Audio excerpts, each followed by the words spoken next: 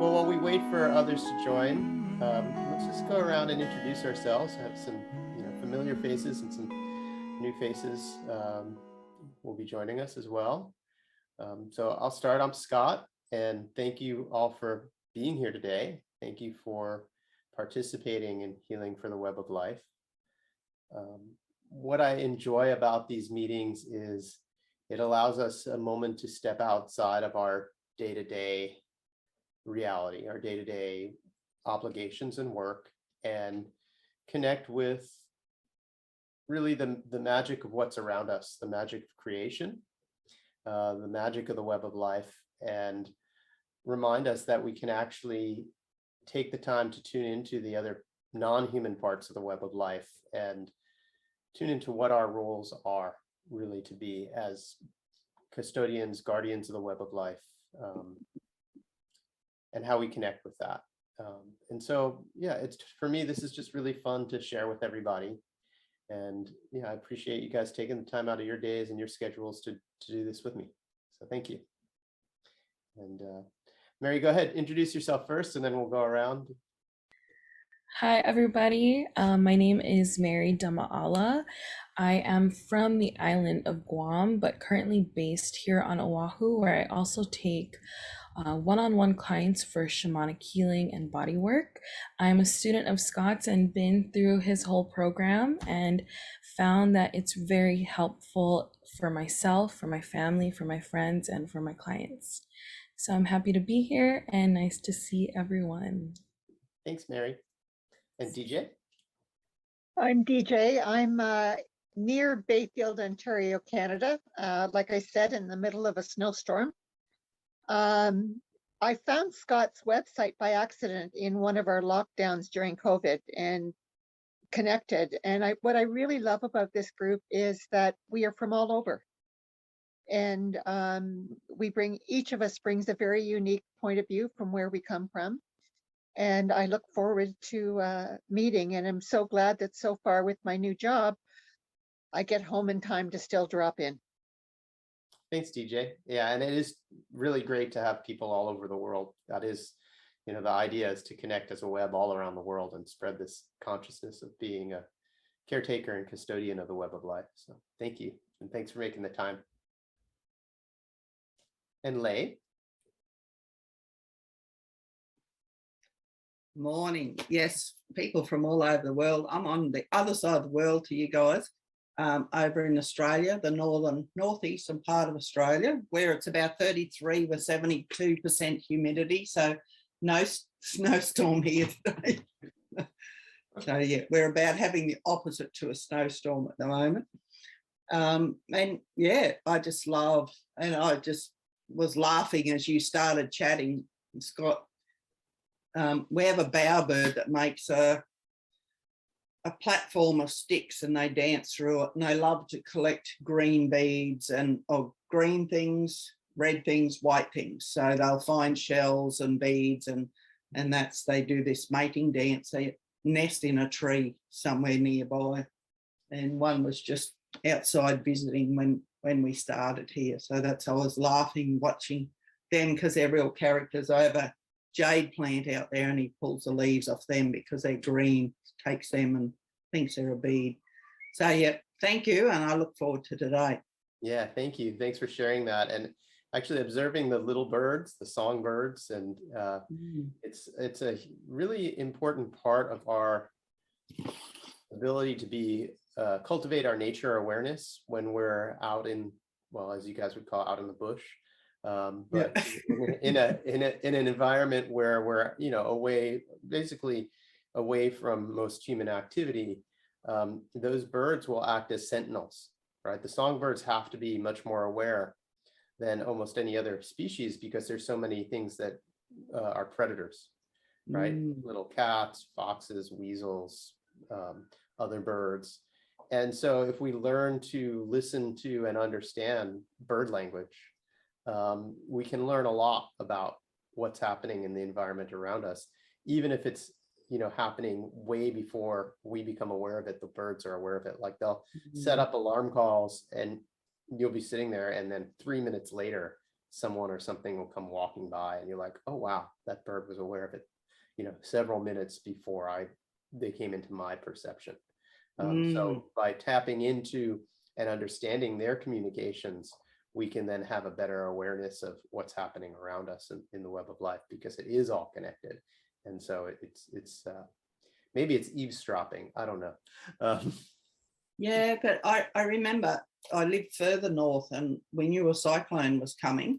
And I've been through lots of cyclones, and this particular one, when I came out from work on the Saturday afternoon, the silence was absolutely disturbing. All the birds had left. And so I went and caught up with my family and said, I am taking notice of this one. Let's go and get prepared. And I went, oh, they happen all the time. And I went, yeah, just listen. And I went, oh, there's nothing. And I went, yeah, precisely. Well, I'm getting goosebumps. The birds are gone. So it's like, let's take notice. Exactly. If they've all burrowed into their holes, then time for you to do the same. Exactly. Yeah. Yeah. Thank you. Thanks for sharing that, Lei. And then Olu Wapalumi, is that how you say your name? I don't know if I can hear you. Are you able to hear me? Are you able to hear me or see me? Okay, well, why don't you work with your audio and video and see if you can join us with the video and audio. And when you can, pop back on and introduce yourself, okay? And then we have Valerie. Can you say hello to us? Hi, everybody. I'm Valerie. I live in Maui, and I'm not exactly sure what we're talking about, but I like the sound of the title of this chat. Okay, so were you able to, have you done shamanic journey work before to the drum? No, but my friend took your course and he told me about it. So I think that's how I got connected to you. Oh, okay, great. And did you happen to watch the tutorial video or no?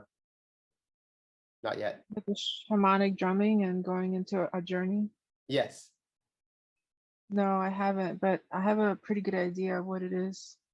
Oh, okay. Well, we'll go over that again here in a moment, just so that we make sure that everybody's on the same page, because there's a lot of different ways to enter into what's called non-ordinary reality, or the shamanic state of consciousness. And I'll explain that to you in a little bit more detail, just so that we know everybody's doing it, that, working in the same way with the drum, and we're talking about the same stuff. So thanks for joining us, Valerie. I just want to go over briefly with everybody how we do our shamanic journeying with the drum. I know that most of the people here on the call have already done this multiple times, so I'll be brief. But what we're going to do. Oops, I think so we're having a little bit of tech stuff going on here. What we're going to do is, if you don't have a starting place, what you're going to do is you're going to pick a place that you've been to in nature, a place that feels to you that you're just drawn to, is the best way to say it. Some place that you're drawn to, some place that feels good in your heart. And hold on one second. Yeah, go ahead. Go ahead, Olu Wapalumi. Go ahead and introduce yourself, please. If you can do it by text, I guess, if you're not able to talk, and I'll speak it out loud.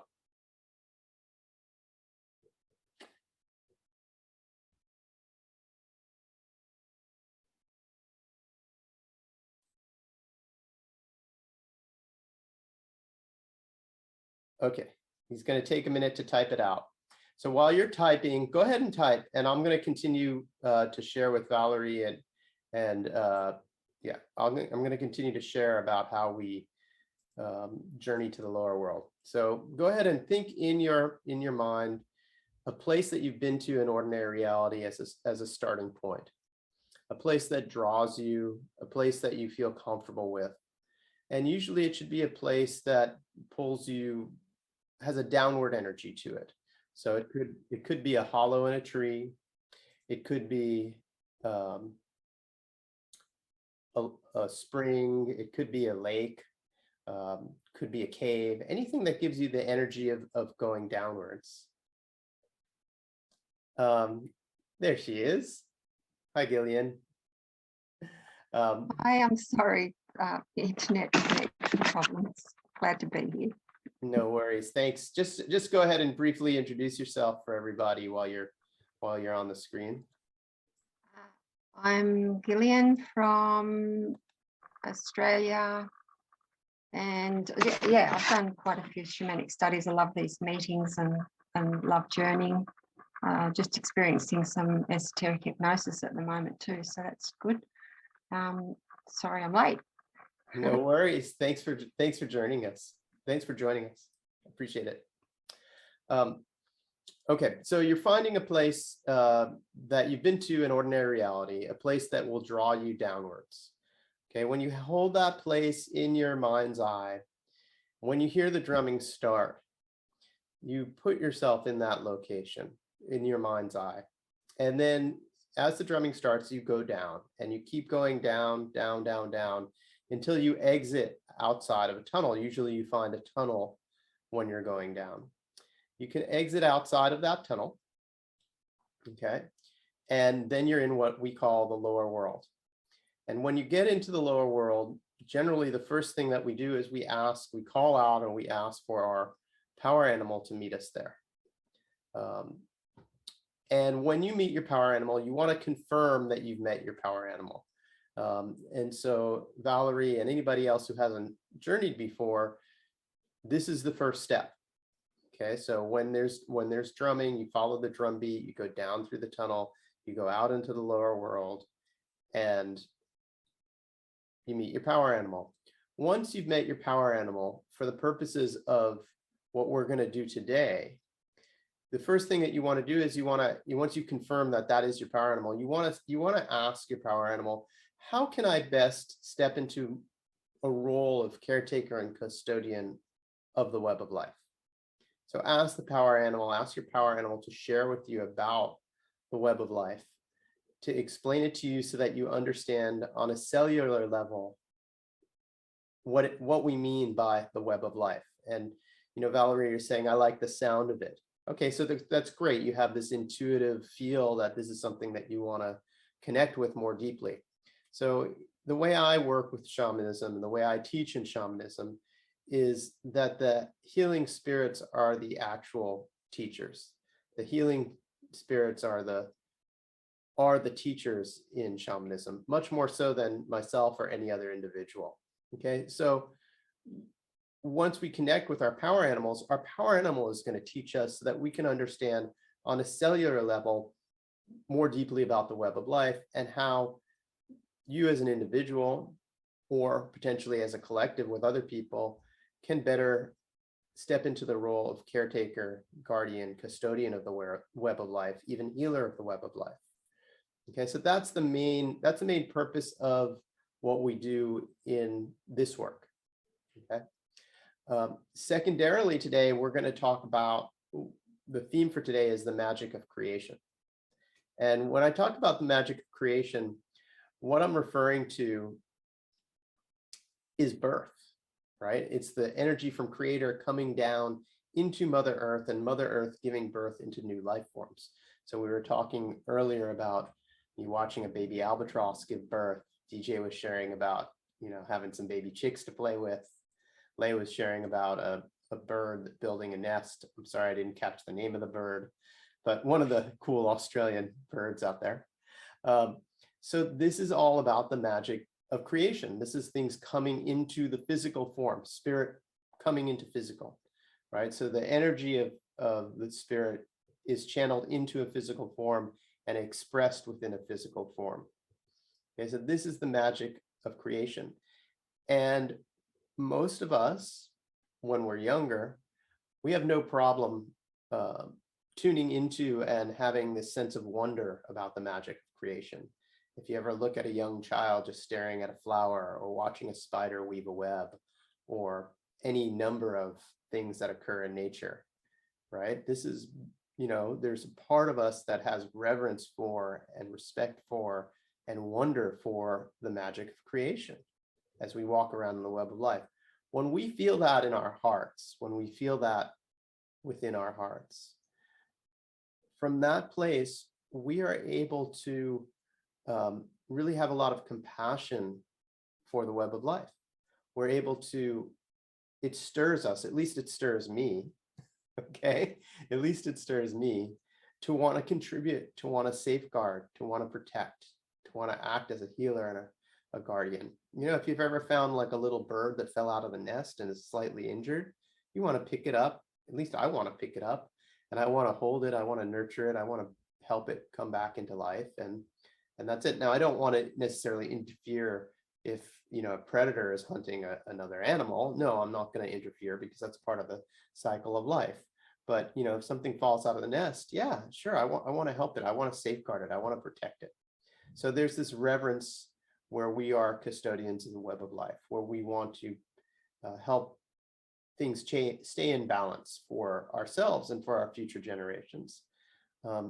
That's hugely important. It's important to me. So when we tune into that magic of creation and the wonder of creation, if we can share that spark, if we can share that with others, then others will also be inspired to protect and to act as caretakers of the web.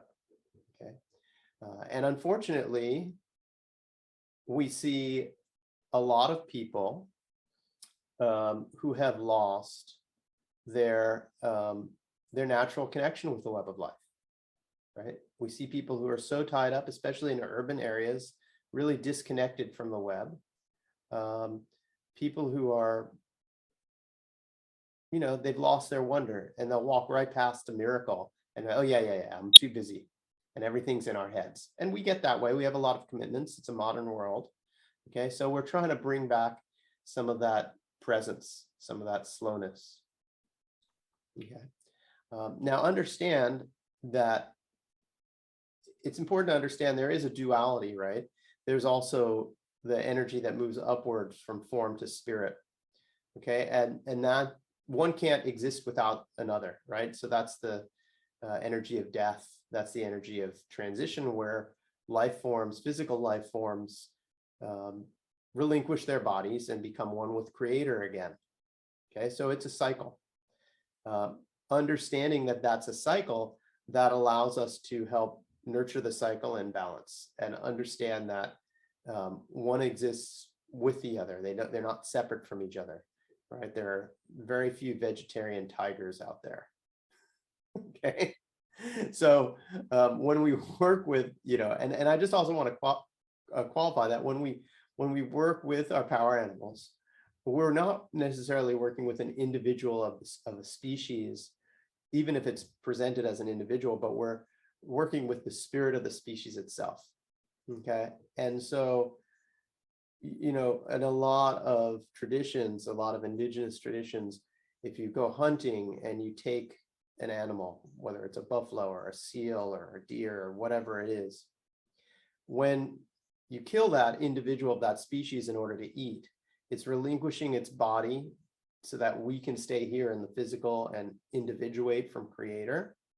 And then its spirit is being released up to join with Creator and to join with the spirit of the animal itself. So when we talk about buffalo medicine, we're not talking about an individual buffalo. We're talking about the spirit of the buffalo itself. Okay, so that aspect of Creator, which is buffalo medicine, and is basically been created as in the form of a buffalo. Okay, so when one individual from the buffalo passes on to the spirit world, there is still the overall spirit, the overall template of a buffalo, and the wisdom that is brought through that, and as it is with all other animals. Okay, does that make sense to everybody? Does everybody get that? Okay, Valerie, does that make sense to you?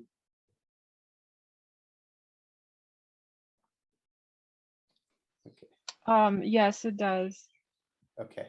And are you clear, Valerie, about how to journey to the lower world now? Do you have any questions about that? Yes, very much so. I just don't understand this tunnel you're talking about. Is that something that you're supposed to imagine, like a tunnel? Because my place is like the beach when you said pick a place. Mhm. So then I'll be sitting on the beach, and do I just like imagine a tunnel going I would probably under? jump into the ocean and go down. Okay. Yeah, yeah. You can just jump into the ocean, and then you go downwards, down, down, down, down, down, down, down. So basically, when you hear the drumming start, you're gonna put yourself at that beach that you're thinking of, and then jump into the ocean and swim downwards. Okay, and you may usually we see a tunnel, sometimes we don't. Okay, but you want to make sure that at the bottom you pass out of a membrane, and when you get out, you want to say, am I in the lower world? So you want to verify, am I in the lower world? And once you have verification that you're in the lower world, then you ask to meet your power animal. If you get the answer of no, I'm not in the lower world, then you can just say, I want to keep going. I want to keep going to the lower world. And then you just keep going until you get there, and then you pop out, and then you're able to find your power animal and proceed with the journey from there. Does that make sense to you? Yeah, the thing is, when you said power animal, the bird came to my mind. So now I'm curious how I will see a bird underneath the ocean. Maybe my mind is thinking too hard. Yeah, that sounds like you're thinking, and it's actually more of an experiential thing. And don't worry, you just go and experience what you experience and trust the experience that you have, and try to turn off your logical thinking mind and allow your spirit mind to or intuitive awareness to perceive whatever you perceive. And it's important to understand that not everybody's visual, right? Some people are very visual, but other people are auditory or kinesthetic or analytical. And so if you're auditory, you might hear messages rather than see images. If you're kinesthetic, you might feel something rather than hear or see. And if you're analytical, you might just know the answer, kind of like a sensation rather than a feeling of, I know, you just know it's a bird, or it's a whatever that might be. And you just kind of get the knowings, what would sometimes be called clairsentient. Does that make sense? So, okay. Anybody else have anything that they would, yeah, Valerie, go ahead. Oh, takes me a second to turn on my mic. I was just gonna say yes, thank you so much for explaining that. Yeah. Okay, great. And so if you have any questions after we journey, you can just ask. But after we journey, what we're going to do is everyone is going to share. Everybody is going to share their experiences with each other afterwards of what we were shown in the journey. Thanks, Valerie. So when we journey today, okay, I would like, if this is the first time you're journeying in the way that we journey, then please go ahead and just ask, how can I, for an explanation of how can I contribute to the web of life, and explain about the web of life. Okay. Explain to me about the web of life so I can understand it cellularly, and how can I contribute to the web of life. Okay, and for those of you who have journeyed before, I'd like to target it a little bit more about, how do I tune in with this magic of creation, and how do I share this joy, this exuberance about the magic of creation with everybody, so that I can inspire others to step into their roles as caretakers of the web of life. Because I firmly believe that if we inspire others to stop, to slow down, to be tuned into the web of life, then we're able to inspire people to want to make a difference, to want to make a positive change. Does that make sense to everybody? Okay, so that's what we're going to do with the journey. So anybody have any questions about the journey before we start? Anything else? Okay, so here we go. We're going to go ahead and do our journey now.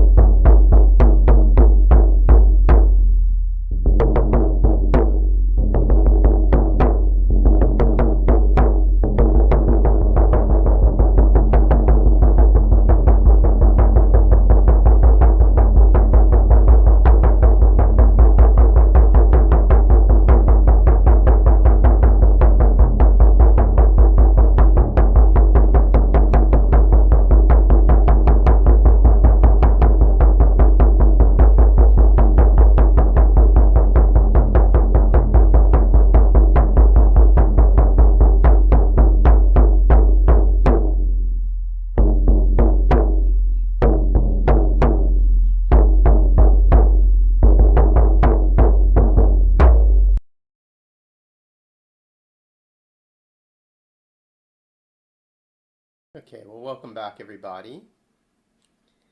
And who'd like to share first about what they were shown in the journey? Go ahead, Mary. Mary, then Lay. So that was a quick journey for me. I went down into the lower world and met with Penguin.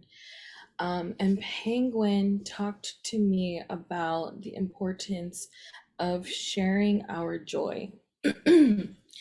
And in order to tap into creation, is to step into the cycle and the flow of life. Penguin also told me and reminded me of that saying that one candle can light multiple candles without giving up its light. So that light represents our inner flame and our joy, which is also our peace. So when we share that vibration of joy that's specific to our frequency, that radiates and can also ignite others' inner flame.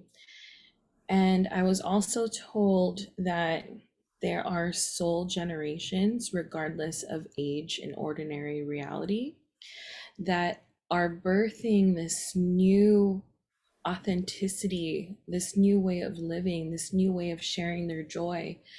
And that is what will inspire others who are searching for their inner light. And I was also told that it's important to not forget about our physical vessel. To tap into our creation requires a deepening, a softening, and a relaxing into this physical body. And when we can clear and remove all the traumas that have affected our sacral plexus, it gives way and more energy into our solar plexus that holds that inner flame. So yeah, I think that's and it's necessary to clear these. And a simple way to clear this is through movement and small steps of creation. So as we work towards creating and moving through fear that often blocks creation, it's almost like opening up the dam. Yeah. So energy can flow through. Yeah, that's right. Thanks, Mary. Thanks for sharing that. And You're welcome. it lines up with what I was shown too about it's about modeling, right? If we model this joyful connection, then and this joyful presence and wonder, then that inspires people around us. And then the next follow-on question was, well, how do I model that more consistently? Um, and that's actually, how do we stay in that state of awareness of the web of life and connected with that? And it is also about self-care, right? So what you're saying about freeing up any blockages or traumas that we have, it's about that self-care. The more that the energy flows through us cleanly and purely without blockage, then the easier it is for us to be present in the present moment and to take that time to observe, like a child that doesn't have a lot on their minds, right? And is able to stop and go, wow, look at this, and look at things with wonder, right? It's when our minds get too clogged, then we lose that ability. And so, a simple thing for me, what I do is, I do spend a lot of time online teaching, but I take breaks, right? And I go out into my garden in the back, and even if I only have an hour, I'll take an hour and I'll do something productive. I'll trim some trees, I'll gather some fruit, I'll talk to the trees. And you know what? After that hour, I don't have that foggy computer brain. I feel, Yeah. yeah, right. I feel reconnected to the web of life immediately. Well, in about 5 or 10 minutes, I feel reconnected. And then I see these, like, oh, look, there's a baby bird over there. There's a female bird trying to build a nest, whatever's happening out there. And so it is this part of honoring ourselves to take that time. We can still be productive, but taking that time. Sometimes some people call it like a sit spot. You go in the morning for 15 minutes in one spot over and over again, and you just observe the natural world. It can be your backyard, right? And then you begin to recognize the different individuals of the bird species that are around, right? You go, oh, it's not a robin or a cardinal, it's that cardinal. And then it's that female cardinal that likes to do that. And you start to observe the behaviors when you sit and you can observe day after day in the same location. You get to know who you're sharing that little patch of earth with, right? And what territories are there within that patch of earth. And so that is the part of the wonder of creation, and taking that time that time for ourselves, so that we do have that presence. Yeah, thanks, Mary. Thank you. Yeah, thanks. Leigh, would you like to share with us?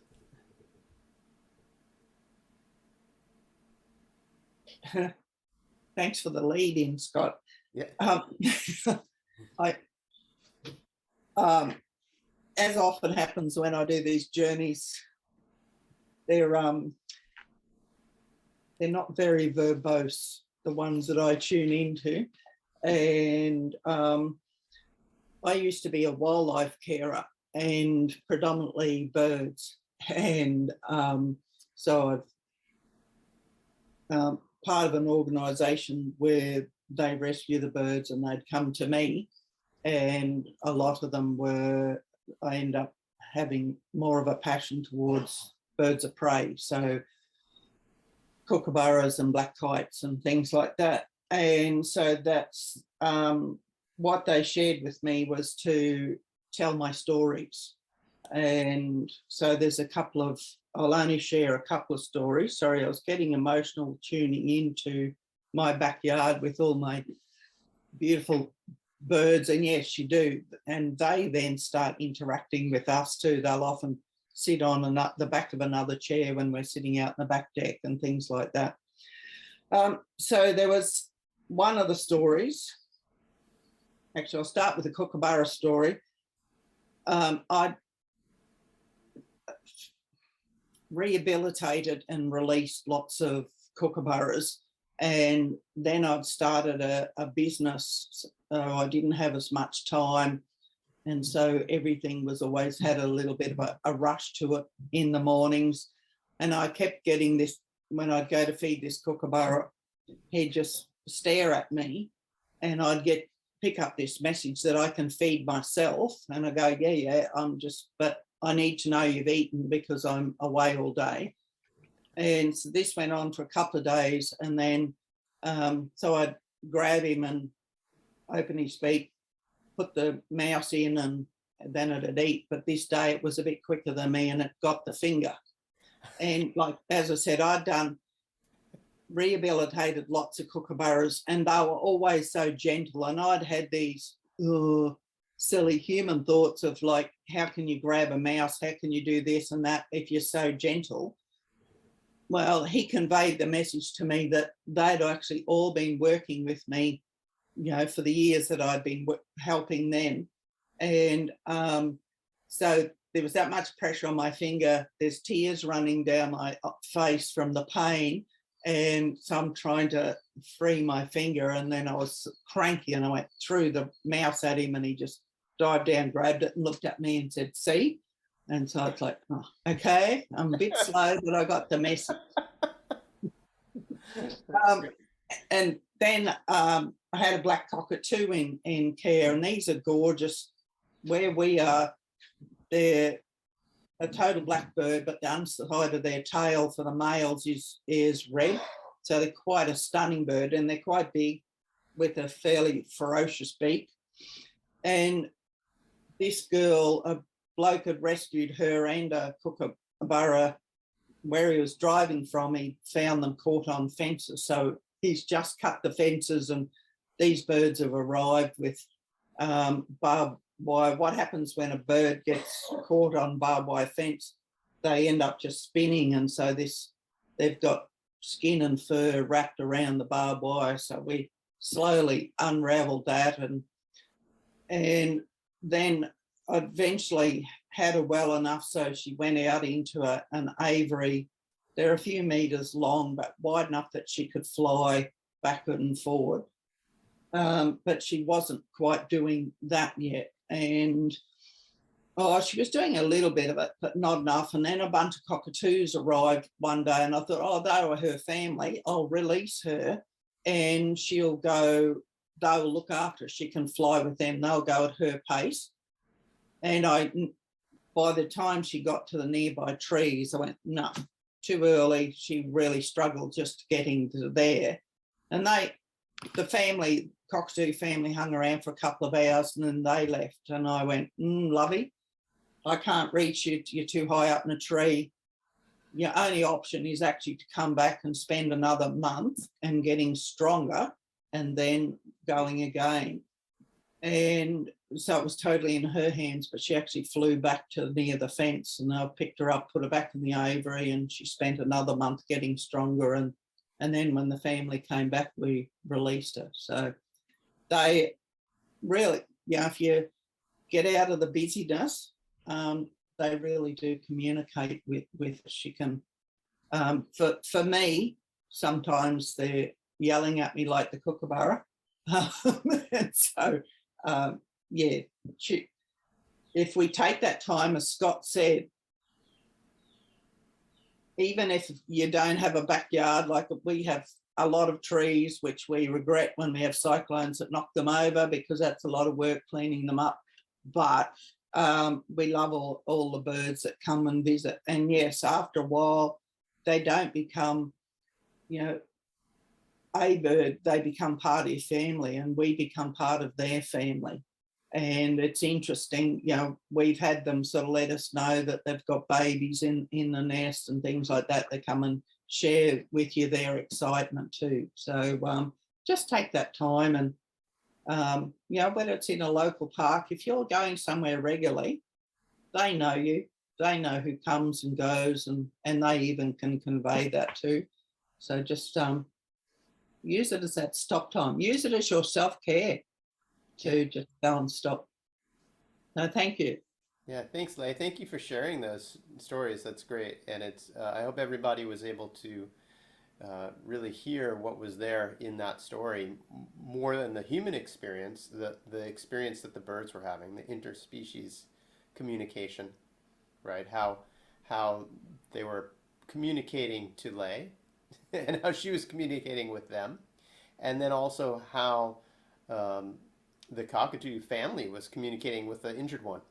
And okay, we'll come back in a month when you're ready again, right? So there's this part of the web in which it's really the more that we can open up to it, it continues to give us concentric circles and rings of communication, right? So it is this idea of opening up to what's happening, knowing the individual species, but also knowing the patterns of what's going to happen if you're walking in an area you've never been. There are certain ways of communication and calls that a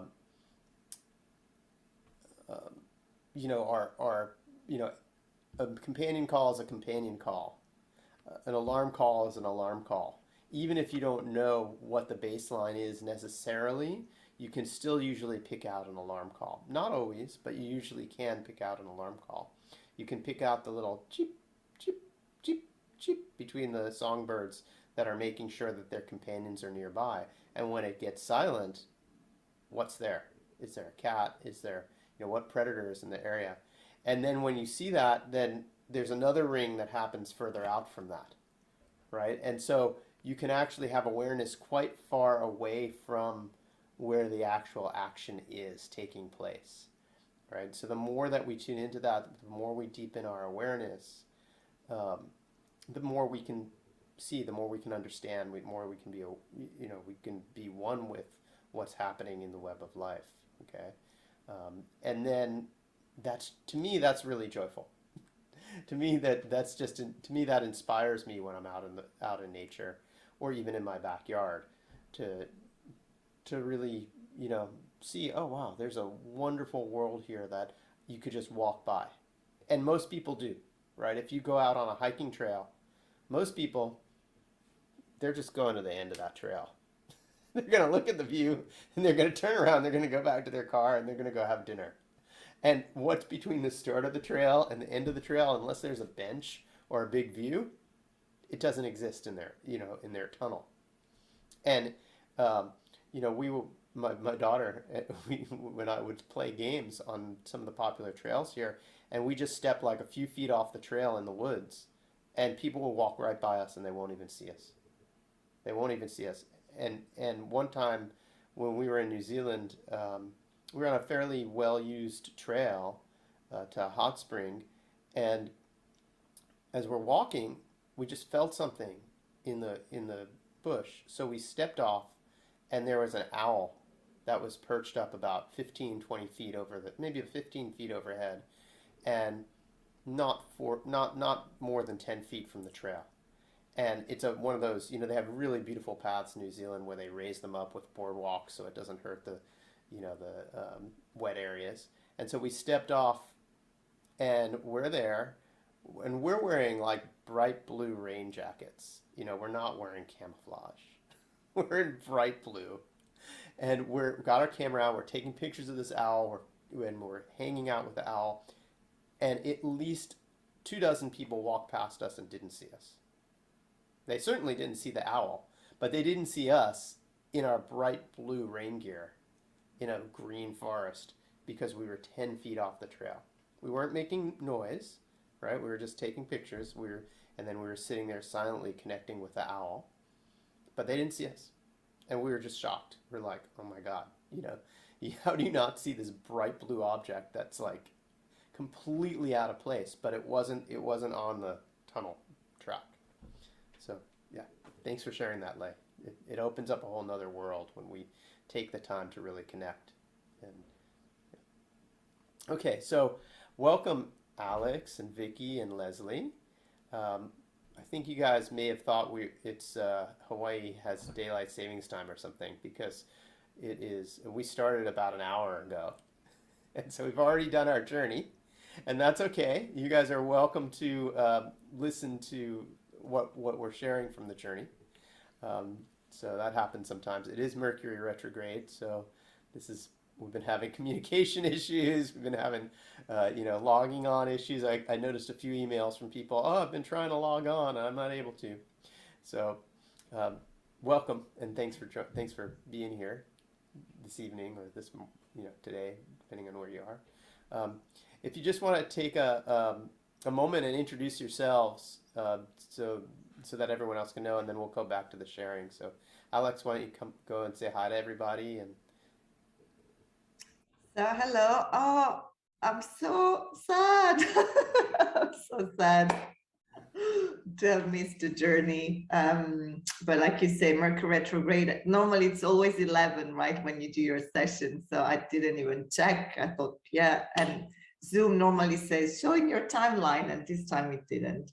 Anyway, I'm still happy to be here with you. I'm based in London. I've been doing shamanic work with Scott for a long now, 2-3 years. I think we're getting close to 3 years.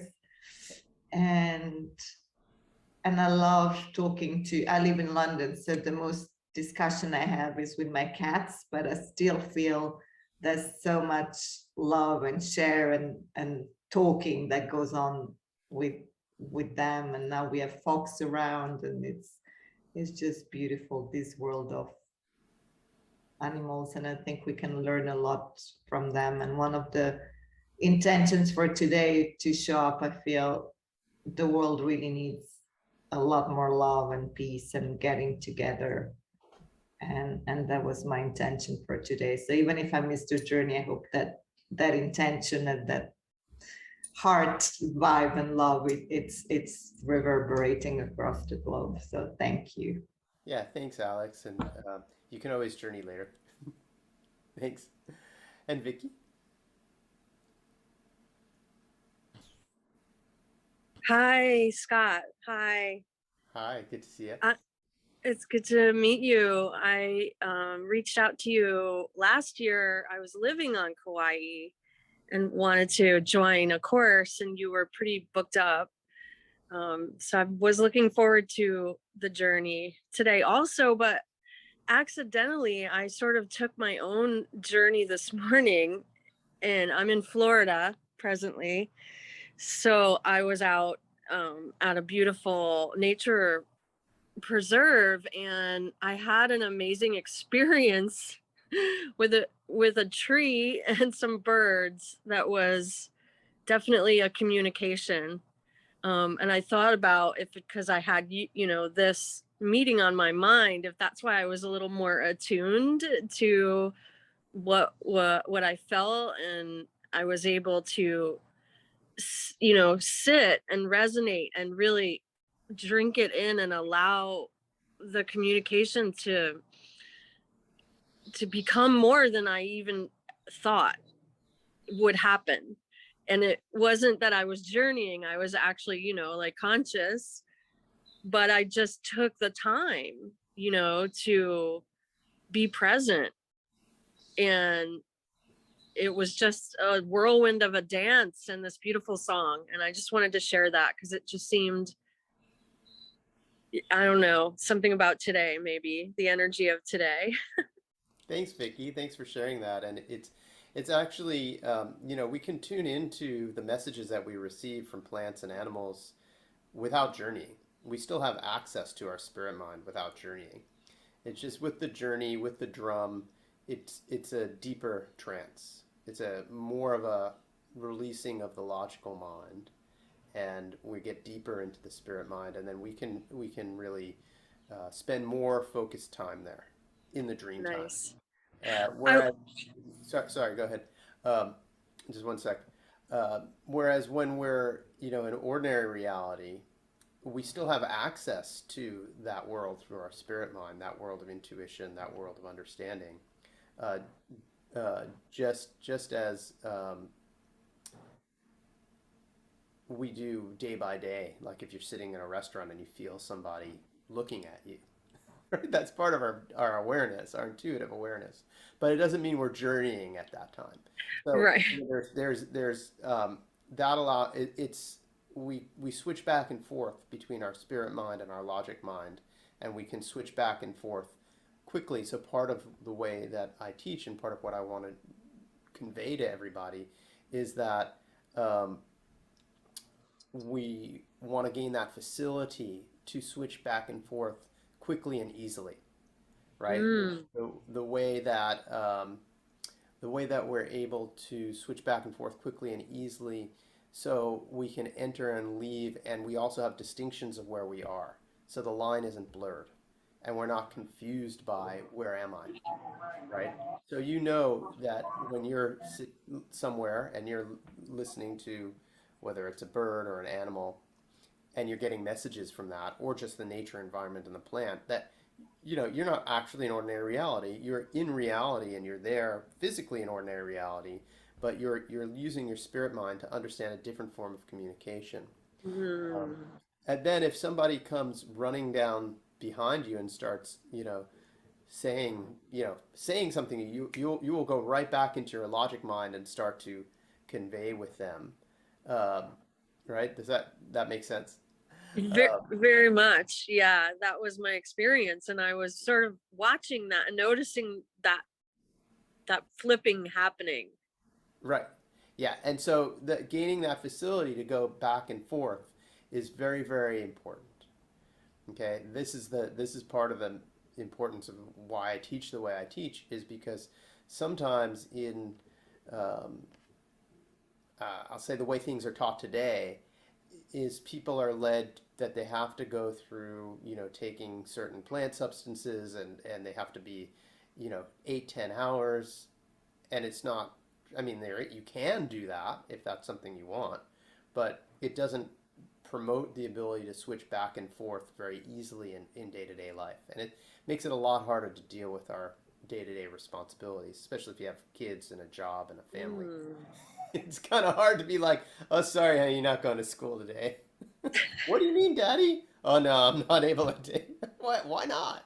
Right? That doesn't go over very well. Maybe if the kids are 3 or 4, but after a while, it doesn't work, right? We don't become fun. So we have to maintain our functionality in our day-to-day in our day-to-day lives.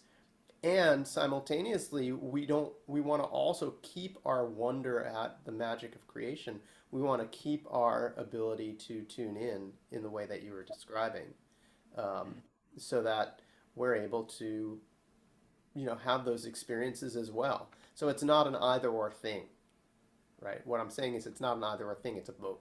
Both are equally valid forms of perception, right? It's equally valid to see in ordinary reality, hey, that kookaburra is about to bite my finger. I'm going to move it, right?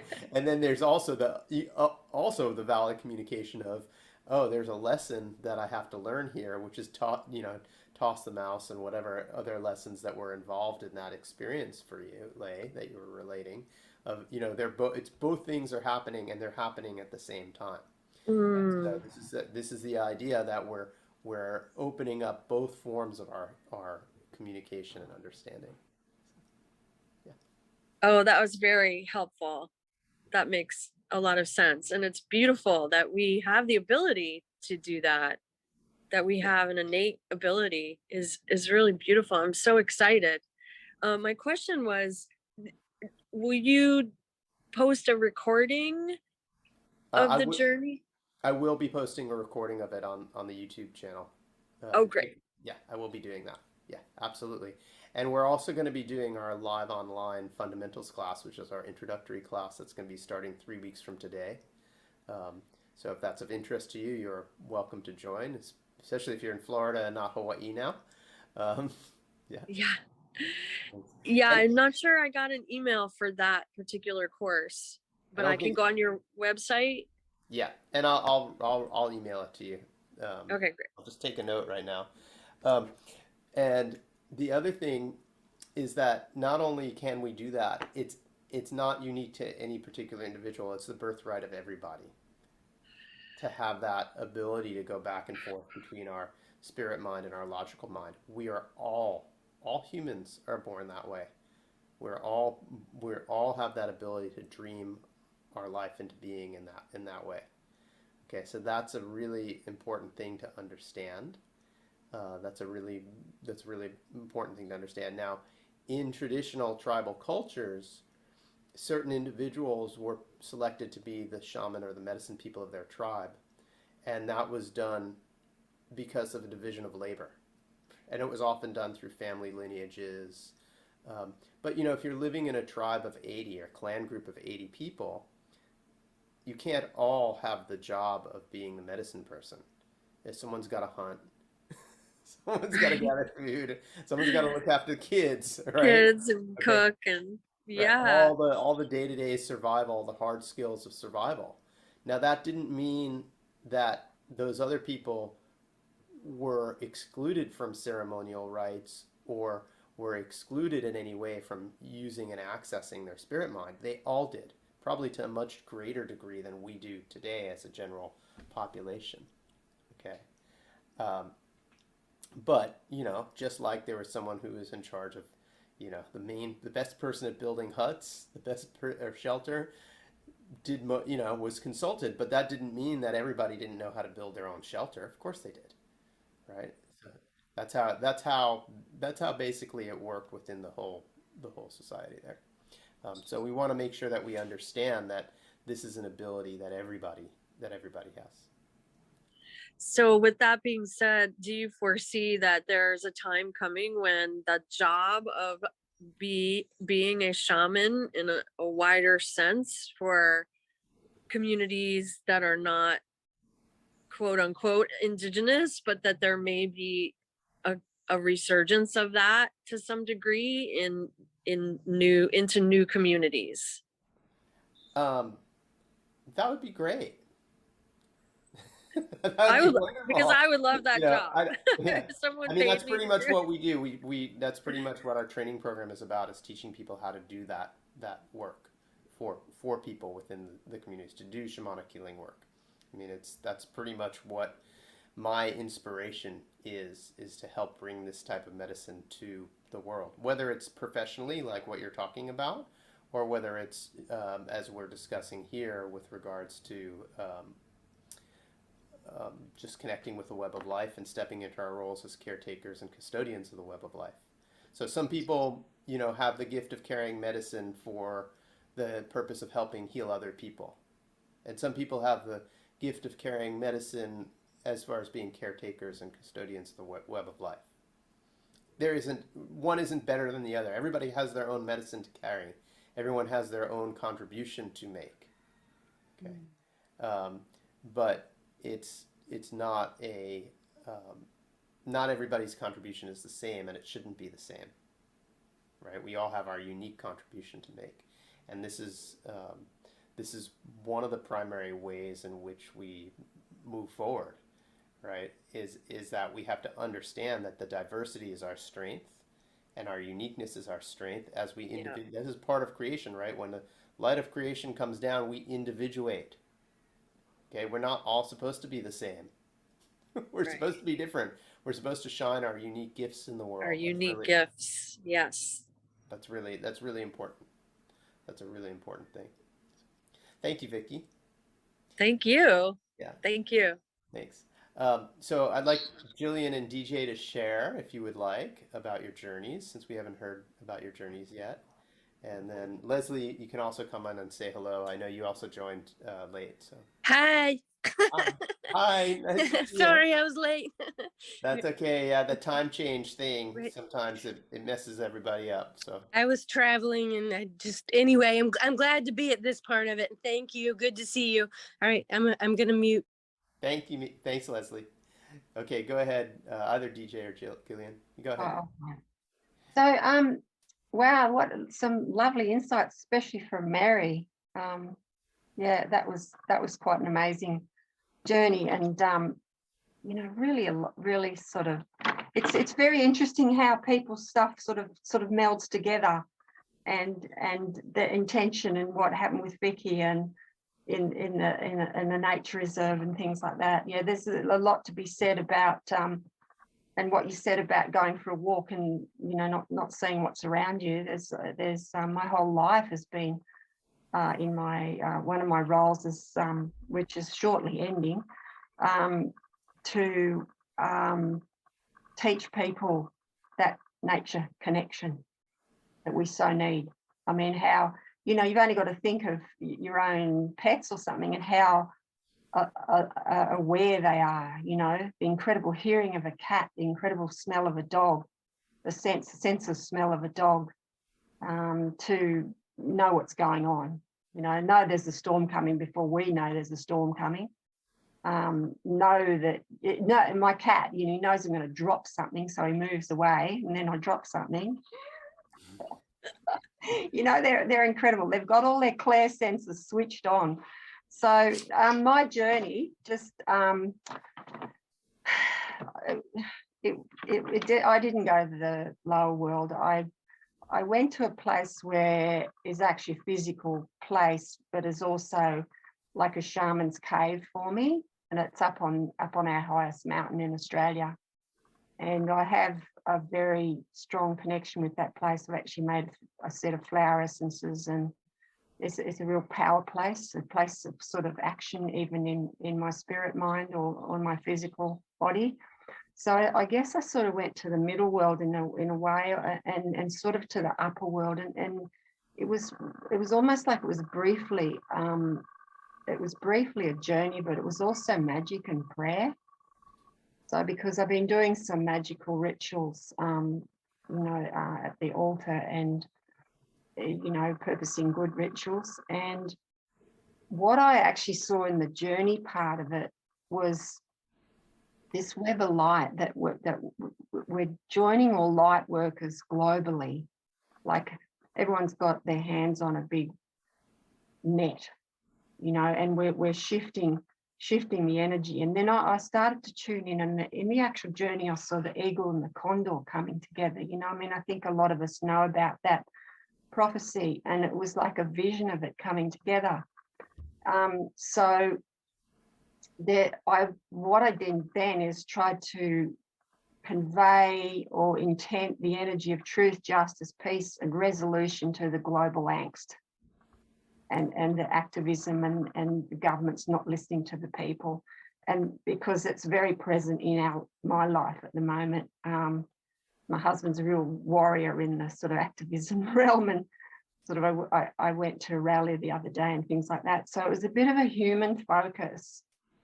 But it's usually very, with me, very aware of, you know, I can go for a drive and I'll see all sorts of signs in the animals that I see. And, you know, I have my kaitiaki or guardians animals that give me messages all the time. In a hypnosis session yesterday, my sulfur-crested cockatoo came in and took me right back into Dreamtime past life.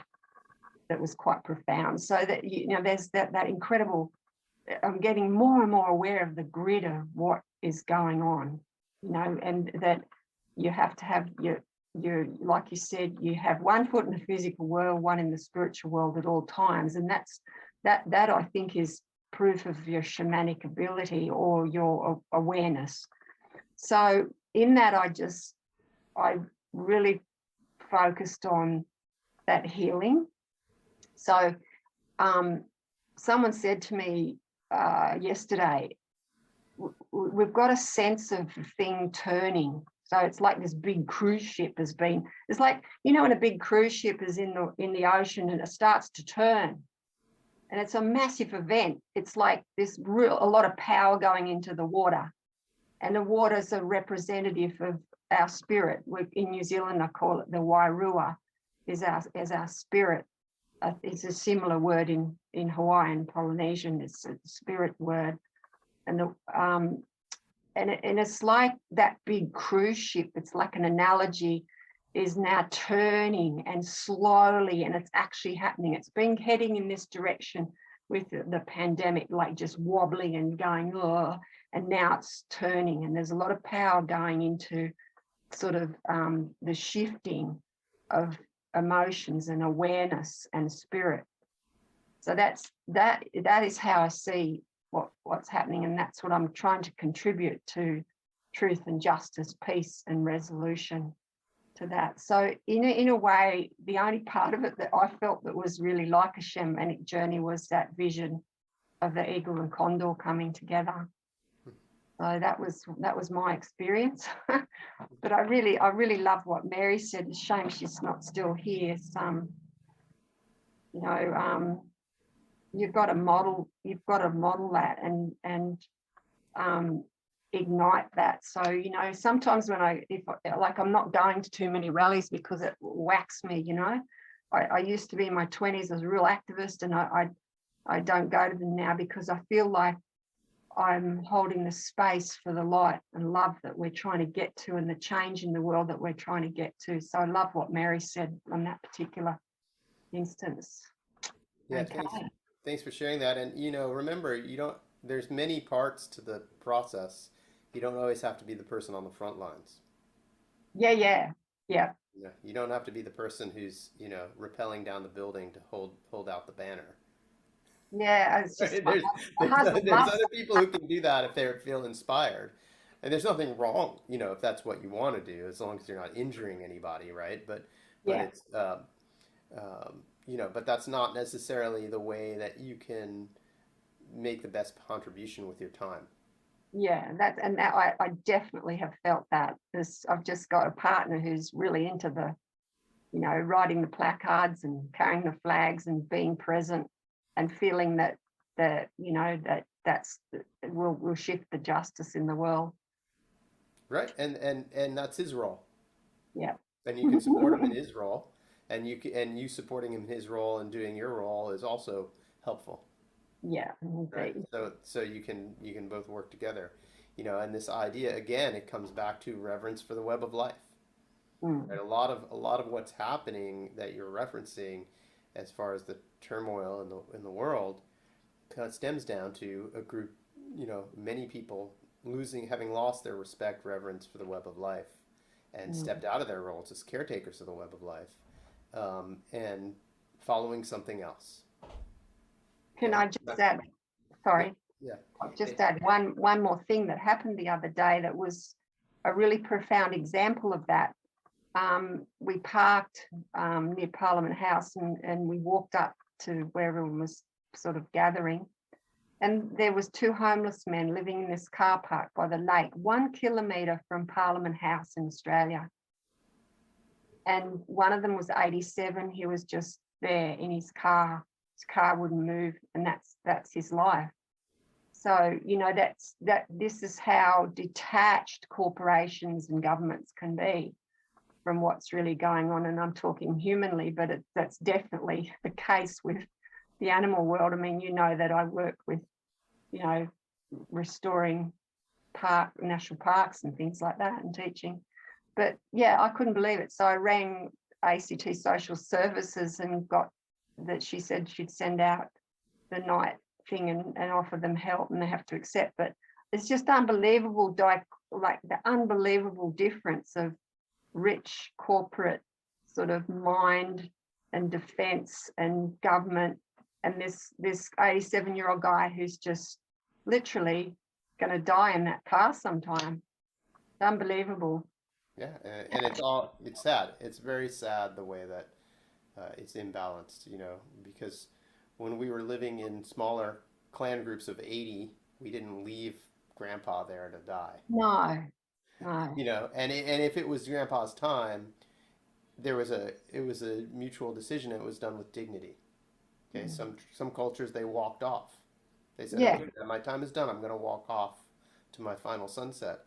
And in some, you know, especially far northern cultures, the Inuit cultures, sometimes they did have to leave the old elder behind because they couldn't keep up, and the whole clan was going to starve. So you couldn't have that. Yeah, right. But it was done with dignity and grace and ceremony, not with discarding.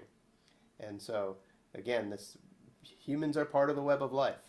So Yeah. this is also part of a reverence for the web of life. Unfortunately, you know, humans have a lot of us have gotten very far away from our ability to maintain our sense of one, you know, sense of grounding, sense of connection, sense of what we're doing in the world, and are following something else. I don't even want to define it because there's so many different things that people, it could be money, it could be other agendas, it could be power, it could be something, you know, just being lost and dissociated, right? But when we come back to what's our role to be present with as caretakers and guardians of the web of life, that gives us a purpose. We get back onto a purpose, we get back into a way of healing. And then for those of us who carry the medicine of helping others, you're still caring for the web of life, right? If you're a shaman or a medicine person helping other people to heal, humans to heal, then that's the medicine you carry. And if the medicine you carry is to help birds or, you know, koalas or whatever, or trees, that's a different type of medicine, but it's all contributing to that. You're still carrying that medicine out into the world in a positive way. And the scale doesn't matter, right? For some people, everyone contributes to the scale that's comfortable for them. Okay, and this is a really important thing to understand, is that it might be as simple as, oh, there's that cardinal in my backyard and it looks hurt, I'm going to pick it up and help it and release it in 2 days. That has a reverberation throughout the web, right? Or it might be in a larger scale, working with the national parks or working and having aviaries in your backyard, rehabilitating animals that are brought to you. All of this is important, right? And all of it works together. And so it's essential that we recognize that each person contributes in the way that is appropriate for that individual, without the should do's, right? Yeah. And the clear understanding that when we contribute in that way, what we do radiates outwards into the web of life. What we do, you know, that it creates a ripple effect, just like the cat walking in the woods scares the birds to put out an alarm call and has a ripple effect through concentric rings. Also, the positive things that we do have a ripple effect through the concentric rings that radiate outwards. So, you know, and that's part of the challenges has been that, you know, we see the broad scope of the problems and we get a little overwhelmed. It's easy to become overwhelmed by the challenges, by the problems in the world. And then if we get involved in that and we start to allow that to eat up our time and energy, we don't have the, do we have the time and energy left over to make a positive contribution?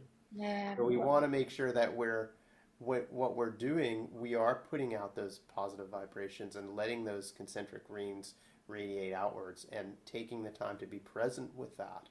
Because one of the ways in which that other stuff works is it eats up our time, our energy, our bandwidth. And meanwhile, while we were getting upset reading the paper, right outside our door, there was an injured bird that needed help that we didn't see. Okay? And and this is what you were sharing about the man who was living in his car. You know, while the people in Parliament were pursuing whatever agendas they were pursuing, and without judgment of whether it's a positive or negative agenda, maybe there are people in there trying to do positive things. I'm sure some of them are. And maybe there are others who are trying to do other things. Meanwhile, there's somebody right outside their doors, you know, living in a car with no place to go. Right? It's right under our noses, and we lose that awareness, that moment by moment awareness, by getting caught up in that drama. And that's where the energy suck happens. That's where the energy suck happens. And so we observe that. We don't want to allow that drama, that conflict to suck our life force energy. Okay? And it doesn't matter what side of it you're on. Okay?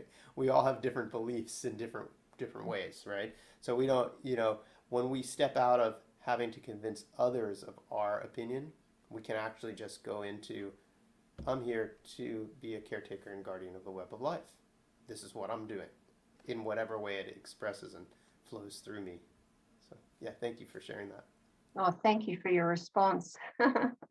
And I think of the many times that I have, you know, as a naturalist teacher, herbalist, you know, I millions of times seen people who just are totally unaware where they are, walking up to the highest point of Kosciuszko just to conquer it, rather than experience this amazing place with all its nuances and all its angles and incredible flowers and rocks and animals and views and you know, so Yeah. Exactly, and you're in there, and then the day, you know, just like Vicky was off wandering around in the nature reserve, and oh yeah, I was going to come back here today, but that was where she was meant to be. You know, that's where you're meant to be in that moment, in that day, and then time kind of, you know, time is it's a relative thing, right? So it's about right timing, and right timing isn't always the time that it's scheduled,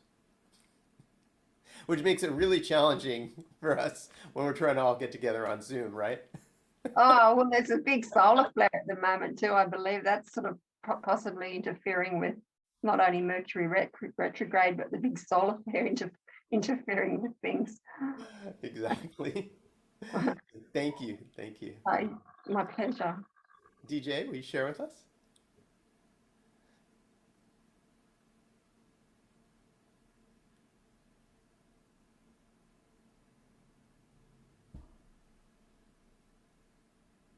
There, can you hear me? Yep.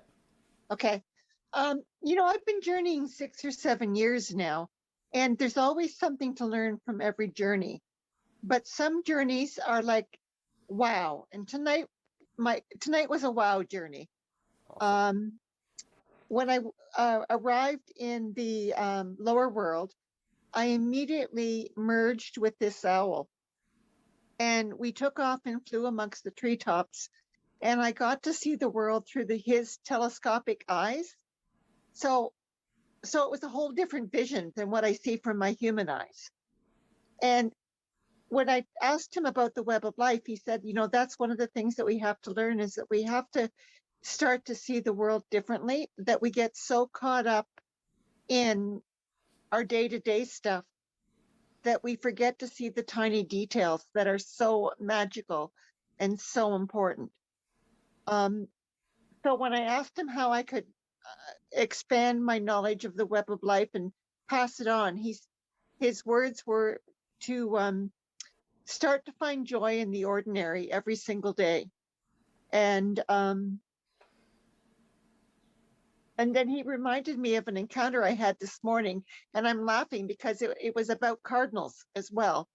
That, I mean, this is a feed store. This is a farming store that I'm working in, and everybody is coming in to buy bird food. And I think we have the best fed birds in the universe, given how much bird seed we sell. And the woman had a beautiful jacket on with a cardinal, and I said, "Oh, I love your jacket." I said that was my mom's favorite bird. And after she passed, I had this cardinal that would dive bomb me in my backyard until I finally said, "Okay, enough is enough. What am I supposed to do that I haven't done yet around her death? Because I'm really getting tired of this cardinal dive bombing me." And the woman started to laugh and she said, "You know, my best friend just died of cancer and cardinals were her favorite bird. And when I see one, I stop and have a chat with my friend." And we had this whole spiritual conversation in the middle of this farming store.